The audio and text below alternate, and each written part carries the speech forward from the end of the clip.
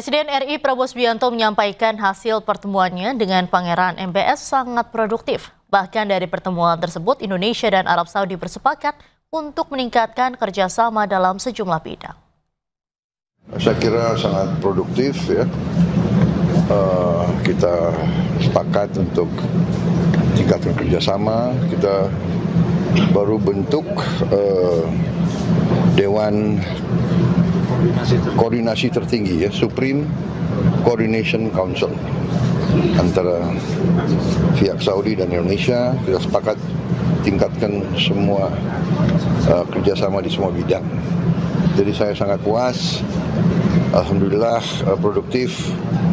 Insya Allah kita akan melihat suatu peningkatan kerjasama antara kita dan Saudi Arabia, dan banyak masalah-masalah geopolitik kita punya persamaan visi.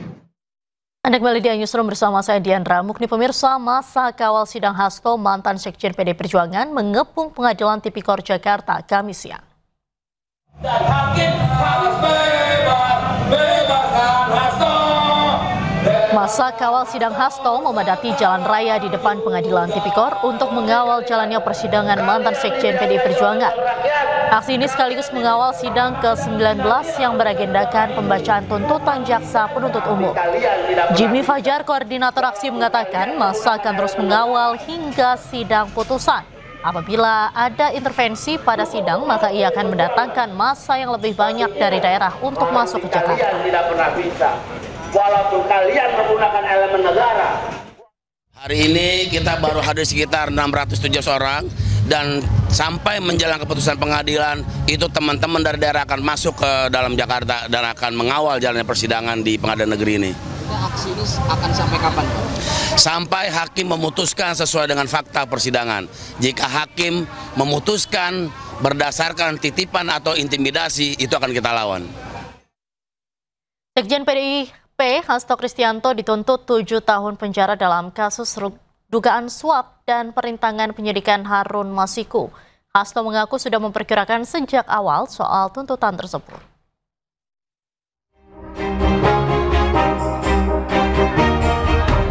Sekjen PD Perjuangan Hasto Kristianto menjalani sidang tuntutan di Pengadilan Tipikor Jakarta. Hasto dituntut pidana penjara selama 7 tahun dan denda sebesar 600 juta rupiah, subsidiar pidana kurungan pengganti selama 6 bulan. Menanggapi tuntutan jaksa KPK, Hasto mengaku sudah memprediksi sejak awal soal hasil tuntutan tersebut. Hasto telah menyiapkan nota pembelaan atau pledoi yang akan dibacakan pada pekan depan. Kami juga memahami tugas dari penuntut umum, bahwa penuntut umum harus punya kewajiban membuktikan, tetapi ya tugasnya menuntut. Nah, sehingga kami pahami tugas-tugasnya itu. Yang penting good news-nya, pledoi sudah saya selesaikan, tinggal nanti menyesuaikan dengan tuntutan dari JPU, dan minggu depan saya siap bacakan dengan berbagai referensi-referensi yang menunjukkan pentingnya the morality of law, pentingnya due process of law. Jaksa KPK Wawan Yunawarto menyebut ada 3 pertimbangan yang meringankan Hasto. Salah satunya adalah bersikap sopan, kendati Hasto tidak mengakui perbuatannya. Sementara hal yang memberatkan Hasto adalah tidak mengakui perbuatannya dalam dakwaan atas kasus dugaan suap pergantian antar waktu anggota DPR Harun Masiku dan perintangan penyidikan. Dari Jakarta, Syahreza Zanski, Novan Dwi Kusuma, iNews melaporkan. Sekretaris Jenderal PD Perjuangan Hasto Kristianto menyalami Jaksa Penuntut Umum Komisi Pemberantasan Korupsi usai dituntut hukuman 7 tahun penjara dalam kasus Harun Masiku.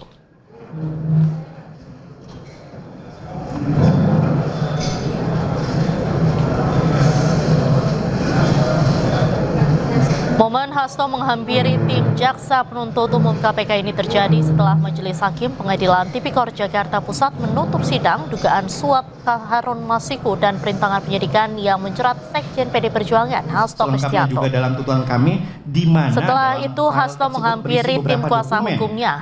Dalam perkara ini, jaksa menilai Hasto terbukti melakukan 2 tindak pidana, yakni turut serta dalam dugaan suap Harun Masiku dan merintangi penyidikan kasus Harun Masiku.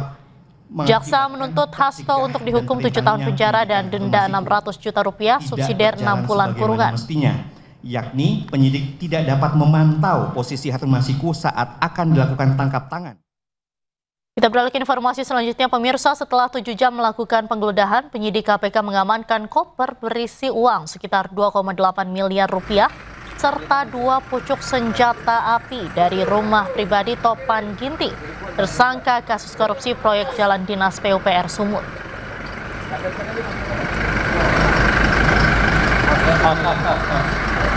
Rumah Topan Ginting yang berada di kompleks perumahan mewah Royal Sumatera, Jalan Jamin Ginting, Kota Medan, diperiksa sejak pagi. Dari hasil pemeriksaan, penyidik KPK berhasil mengamankan koper berisi uang sekitar 2,8 miliar rupiah serta 2 pucuk senjata api. Selama penggeledahan berlangsung, rumah dijaga ketat oleh petugas bersenjata lengkap. Sebelumnya, Topan Ginting telah ditetapkan sebagai tersangka oleh KPK dalam dugaan kasus korupsi proyek infrastruktur di Dinas PUPR Provinsi Sumatera Utara.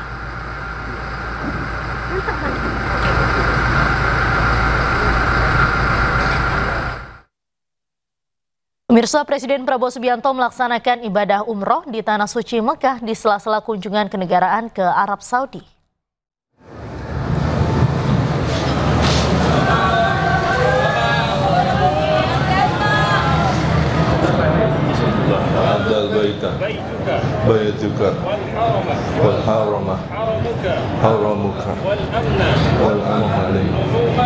Di sela rangkaian kunjungan kenegaraan ke Kerajaan Arab Saudi, Presiden Prabowo Subianto menyempatkan diri menjalani ibadah umroh.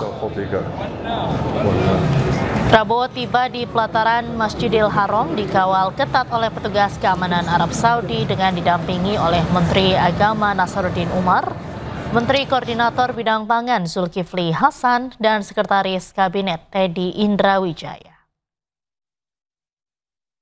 Setelah keluar dari Ka'bah, Presiden Prabowo juga berkesempatan untuk mencium Hajar Aswad.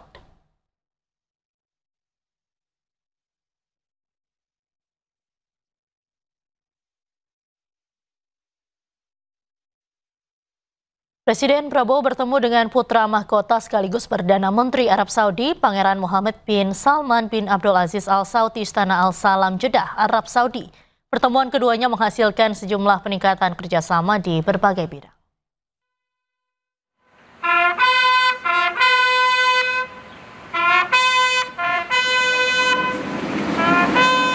Pasukan berkuda kawal kedatangan Presiden Prabowo di Istana Al Salam, Jeddah, Arab Saudi. Kedatangan Presiden Prabowo di Istana Al Salam disambut langsung oleh putra mahkota sekaligus Perdana Menteri Arab Saudi, Pangeran Mohammed bin Salman bin Abdul Aziz Al Saud.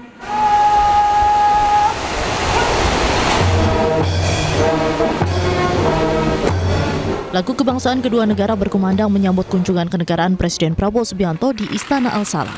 Keduanya memperkenalkan jajaran menterinya masing-masing. Kabinet Merah Putih yang ikut ke Arab Saudi diantaranya ada Menteri Luar Negeri Sugiono, Menteri Agama Nasaruddin Umar, serta Menteri Investasi dan Hilirisasi Rohsan Ruslani.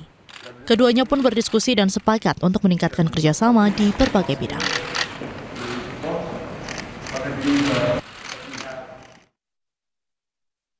Presiden RI Prabowo Subianto menyampaikan hasil pertemuannya dengan Pangeran MBS sangat produktif. Bahkan dari pertemuan tersebut, Indonesia dan Arab Saudi bersepakat untuk meningkatkan kerjasama dalam sejumlah bidang.